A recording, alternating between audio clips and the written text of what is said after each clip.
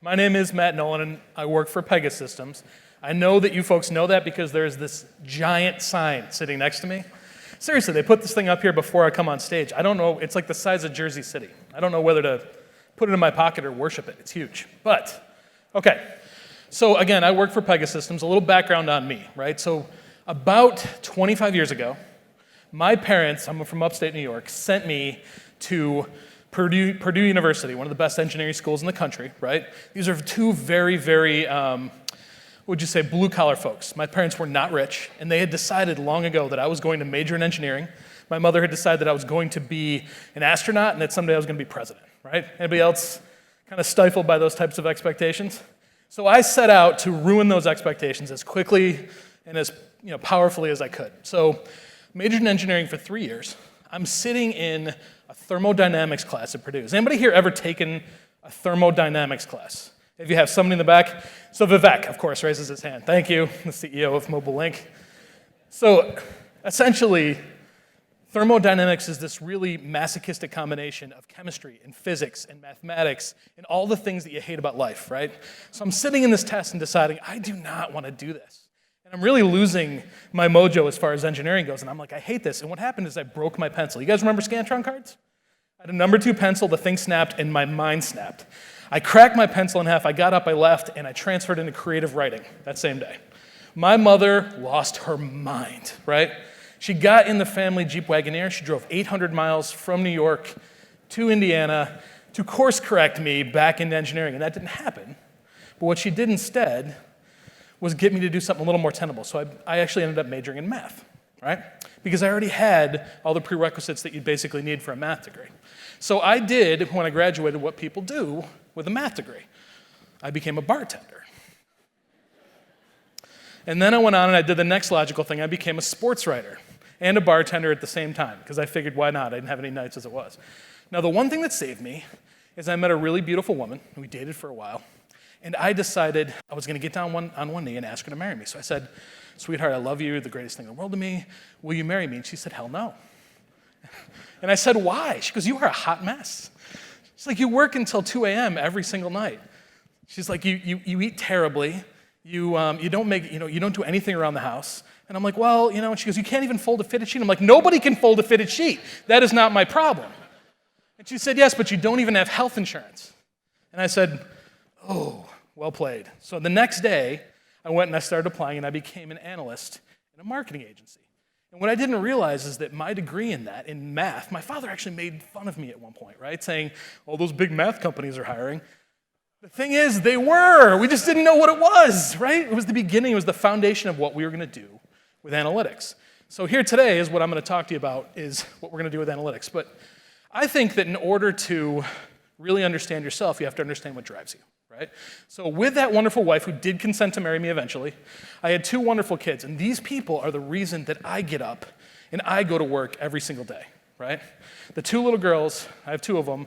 One of them is Sophia, one of them is Abigail. On your right is Sophia. So let me just explain this to you.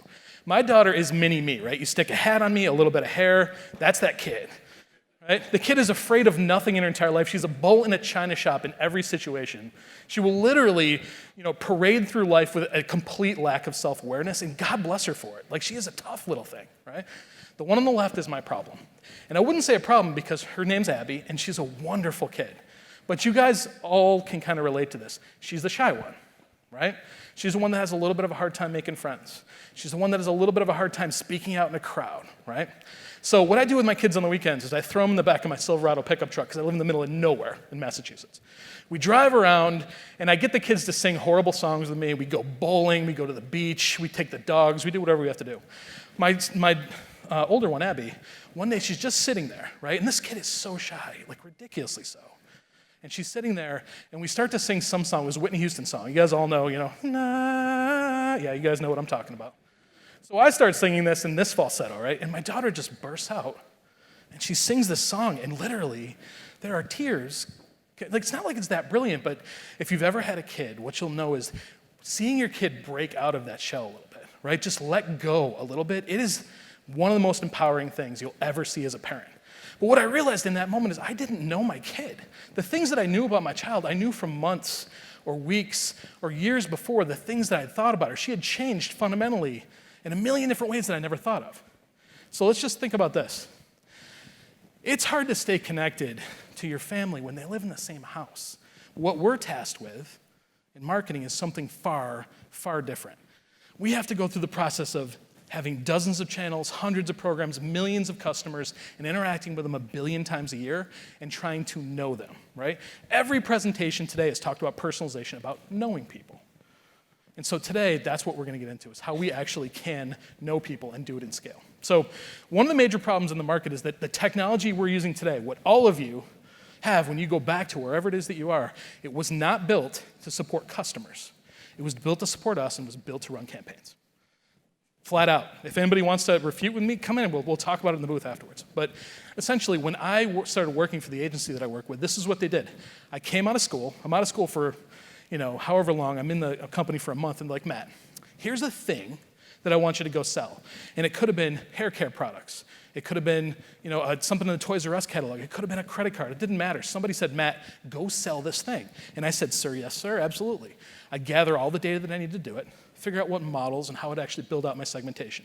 I'd go to my creative teams, and I'd say, this is what I needed. These are the type of people I'm targeting. They'd build that out. I would execute this thing, and I'd push it out into channels. And then I would essentially just monitor as it went along, right? There's lots of different touches. There's lots of different opportunities to interact with customers. But at the end of the day, what I was doing is I'd roll up all my results, and somebody would say, well, how'd we do, right? As if one single campaign can give us any idea of how we're actually doing for a set of customers. And we'd look at it and we'd say, look, we sold 20,000 of this thing, and it's worth $50 a pop. It's $1 million, look at us. Yeah. Think about this for a second. What's the problem with that? What do you think the problem with that is?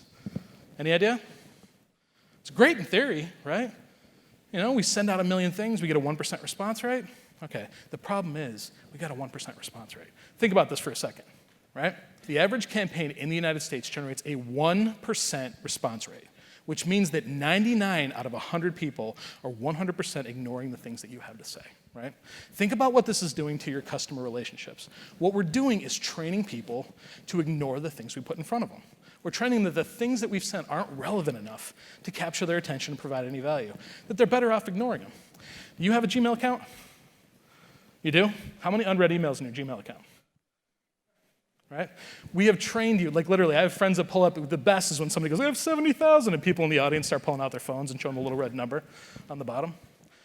Anybody here been online today? Of course you have, one way or another. See any online ads? Of course. Do you remember what they were for? Oh, well, he works for REI. That's not to say. That's not fair, right? You got me with that one. The thing is, we have trained people systemically over the course of the last 20 years of doing this to ignore the things that we have to say. So what we have to do if we really want to change that equation is act with what we call empathy. And this is one of the hotter words that's out there in the market right now. What it really means is, how do we lean in and really understand and embrace a person? How do we wrap our arms around them and treat every person like we really know them?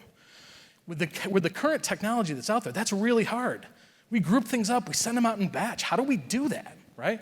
Well, that's what I'm going to talk to you guys about here. So Pega did a study a little bit earlier this year where we looked at 5,000 consumers and we asked them about empathy just to kind of understand what their thoughts were. And here's basically what we found through this, is that 77% of the people we talked to across the world said empathy, which is kind of connecting with somebody, is about emotions. It's not about rationale. It's not about what's rational, what we think should work. It's about how we connect to what's really going on in their lives. Instead of just trying to sell them something, can we connect to the problem that they're trying to solve with our product, or something? Can we provide value in their lives? An offer isn't necessarily empathy, but we over-offer people constantly. We constantly bombard people with tons and tons of content. Next thing we found was that 70% of the people we talked to felt companies were obligated to respect their needs. So what they really are saying is, to understand me, you have to look at what I need. What do I actually want as a person, instead of what you're trying to push as a business? Think about this. Almost every campaign we do is based on our timing, right? It's about when we want to send it out. It really has nothing to do with that customer. It's based on when we want to batch things up and send them out. We don't hit those windows of opportunity for customers in any way, shape, or form. And the last thing was that 2/3 of customers that we actually talk to don't believe that any business actually cares about their needs whatsoever. We are the big black giant heart over here, right? We are out in it for ourselves, if you want to put it that way. Now, the results from this were so bad in a lot of ways, they were so negative, that we actually went back out to the market and we asked them a couple questions. And my boss actually made us do this. We went back out and we asked them this. Okay, what defines a sociopath, right? So talk to us a little bit about this. And they said, well, highly charismatic, extremely manipulative, and an incapacity for empathy. You know what was crazy? The way that they defined a marketer and the way that they defined a sociopath were strikingly similar, in that they start thinking about us like this. If you've never seen Dexter, he is a serial killer with an incapacity to empathize with other human beings, right? So what I'm going to talk to you about the rest of the time I'm up here is how we kind of get past that, right? How do we get past this wall? Now, at Pega, we talk first of all about centralizing decisions. Now, here's the problem. Who's ever seen this continuum out there? The MarTech, if you will, the MarTech landscape. Anybody ever seen this? Raise your hands. You've all seen this, right? Scott Brinker gets up in front of 5,000 people at MarTech West every year and talks about this. So a lot of people on my team look at this and they say, what an amazing opportunity. There are 7,000 different solutions out there that I could use to service my clients. And I say, that is fantastic, but I think about it in a completely different way, right? I think about it in terms of those are 7,000 completely different brains that are all out there doing their own thing. They all have their own way to look at a customer. They all have their own data model. They all have their own segmentation scheme or their personalization scheme. None of them are built to work together. Even the ones that are, usually don't, right? I think we all struggle with this. So we end up siloing all these communications and pushing them out to people, and everything collides with everything else. Now, the way that we talk about it at Pega is this. If you really want to do this, what we need, and we've talked about this concept a couple of times today, is the idea of a brain. You need one brain, rather than 7,000 different AIs, 7,000 different brains, one brain that can orchestrate across them. And this is how this kind of thing works. And there are more brands than you think right now that are weighing into this concept, that are kind of leaning into this. This is the direction that an awful lot of people are going. First of all, what we need to do is make what we call next best action like decisions. Anybody here know what next best action is? Anybody? You guys have heard this concept like a million times, right? It's been around 25 years one way or another. But with next best action, you look at a customer and say, you don't figure out what product to push, you look at a customer and say, what do they need? And this is the kind of the way that it works. So first of all, if you can bring that back up, we look at it and we look at all the data coming in, and we say, how have they behaved, what's their profile look like, what kind of information are we streaming? Then you take models for each action, each message you have out there. Say there's 1,000 things you could talk to a customer about. Each one has a model. And you say, okay, what context are they in? Are they happy? Are they sad? Do we need to retain them? Right? Is there something going on with them from a service perspective we need to fix? And then we figure out what strategy do we use, what action do we take, and what treatment do we apply? And I'm going to show you how this works in just a second. But the end result of this, when you're doing these kinds of decisions 100 million times a day, right, coming in from every channel, kind of looks like this. Kind of looks like this, there we go. Where you've got one brain in the middle, and then you've got a whole lot of channels that are all getting signals from this brain. Now, this is the world, this is the type of architecture that folks are starting to lean into. Now, the problem with this, right, is even with some sort of amazing always-on brain, we do have the responsibility, if you will, I think with it, you can say it this way, with great power comes great responsibility. You can use this type of technology to just slam customers with messaging, right, and offers and do everything else. But what we have to do is kind of move past that. So here's what I'm going to need. Anybody in here ever been in sales? Anybody that's ever been a salesperson, all right? You, right there, raise your hand. Come here, come on up. I need you up here. Oh yeah, this is an interactive presentation, Boyle. This is how it's gonna work. All right, who here has ever been in a service organization? Anybody? Everybody ever been in a customer service, like you've been a call center rep, something along those lines? Anybody? You have, all right, get up here. He hasn't really, he works for me, but that's fine, he's not a plan. He's not a plan. All right, I want you to, your sales, so you're gonna stand right here. Your service. I need somebody who wants to be retention. Anybody here want to be retention? How about you? Come on up. You can be retention for us. Give her a hand. This is hard, right? Getting up here is hard. So we're going to have retention. And you can stand right next to him. What's your name? Alexandra. Okay. Alexandra's going to stand right there next to Andrew. And now I need somebody who's going to be collections. Anybody? Nobody ever wants to be collections. Get up here, brother. And last one, I need somebody big and scary to be risk. Anybody? Oh, right there. He raised his hand immediately. Get up here, risk. That's fantastic. Come on up. Okay. So this is the way that this works. In most organizations that you folks are a part of, these people never talk to each other, ever, right? They don't sit in the same buildings. Most of the time, they don't even sit in the same countries, right? So having a cohesive strategy is really difficult. Think about it. Okay, you're sales, right? What's your name? David. All right. So David here, you're in sales, so you don't have a soul, and that's not your fault, right? We all kind of know this, one way or another. But your whole job, you can be really, really good at your job. The problem is you try to do it all the time. And as organizations, we want to grow, so we lean on him way too much, right? It's not your fault, but I need you to be quiet for a little while. We're going to let the other people talk, okay? Did I make you service? All right. So with service folks, here's the problem is we are asking our service people to be revenue generators now, right? We used to just hire service people because they could help customers, but now we're asking them to do really awkward stuff like try to cross-sell. Who here has actually called into a service center in the last week? Anybody? Right? Was that a fun experience? Rather be struck by lightning, generally speaking? Was there some sort of awkward cross-sell thing at the end of it? Like you called in because your house is exploding, they're like, oh, would you like the insurance? Yeah, well, it's not gonna work now, right? But the problem is we haven't armed you, right? Now third, we have Alexandra and your retention, right? The problem is, and this is not her fault, Alexandra is the most boring person on the planet. Not her issue. For years, what we do is because we couldn't be proactive in the way that we engage customers, right? We had to wait until they showed up in her call centers or until they came in to service someplace. And at that point, she's so mad, we can't help her. There's nothing we can do to fix it. My wife calls in to our cable provider once every 18 months. You know why? It's because the rate on our cable went from $180 a month to $360 a month. My wife is a scary woman. She calls in, she talks to this person. We end up at $170 a month, right? Less than we started at. Now, they could have taken all that out. They could have completely eliminated that experience and made my wife happy, but they typically don't because they just don't know. It's not their fault. Now we have collections. Okay.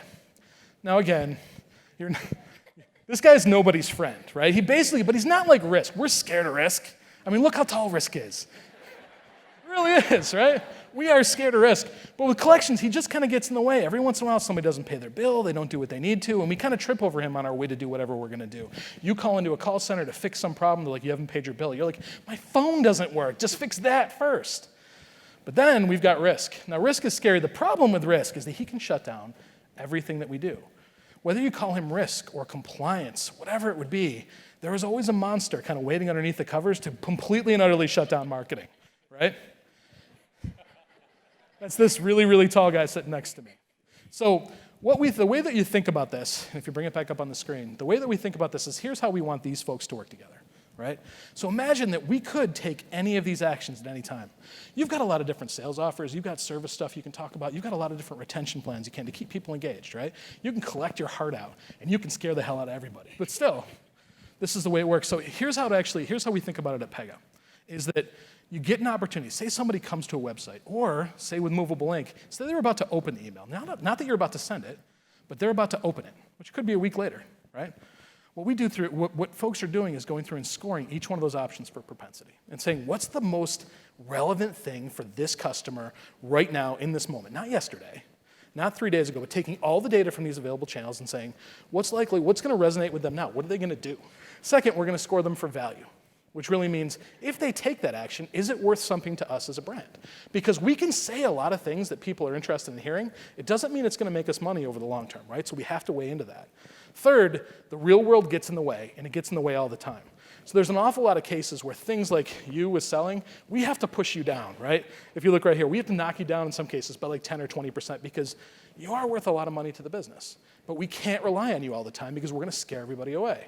And then Risk shows up and scares the hell out of everybody. But at the end of the day, what we're doing, a next best action decision has the best combination of P times V times L.